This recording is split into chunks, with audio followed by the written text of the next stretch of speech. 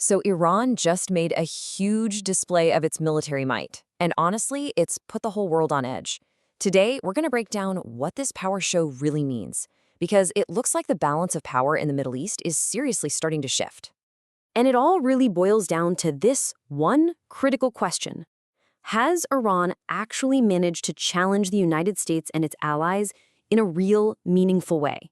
I mean, are we literally watching the geopolitical map of the Middle East get redrawn right before our eyes?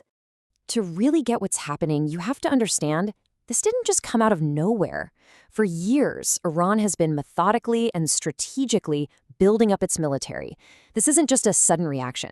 It's a calculated plan that's been in the works for a long time. So the big question is, how'd they do it? How did they pull this off? Let's dive into the key parts of their strategy. Okay, so Iran's strategy pretty much stands on three powerful pillars. First, they've got these sophisticated new missile systems that give them incredible reach. Second is their advanced drone technology, which is a total game changer on the battlefield. And third, they've built up a really strong network of allies in the region, which gives them a ton of strategic depth. It's the combination of all three that makes them such a potent challenge.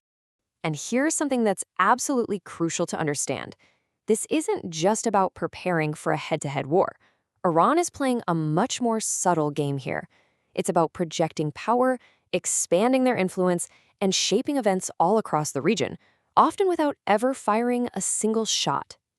You know, military analysts have a name for this. They call it asymmetric warfare. Basically, instead of trying to match the US tank for tank, Iran focuses on its own unique strengths. By using things like advanced drones, missiles, and their network of allies, they can cause major problems for a much larger, more traditional military. It's a whole strategy designed to sidestep a conventional fight and hit an opponent where they're most vulnerable.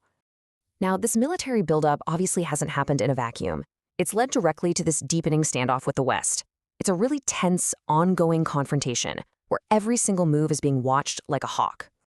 And for years, it's been the same dance. The US and its allies will impose these really tough economic sanctions to try and squeeze Iran. But instead of backing down, Tehran just doubles down, pouring even more resources into its military and defense systems. It's this dangerous cycle where every action just keeps raising the stakes. And believe me, the stakes are unbelievably high. The folks who watch this region day in and day out, the analysts, they're all saying pretty much the same thing. If this cycle isn't broken, this constant tension could easily boil over into a major, direct conflict. So, you might be wondering, why should I care about this if I don't live there? Well, because a conflict in the Middle East never stays in the Middle East. Let's trace out the global ripple effects.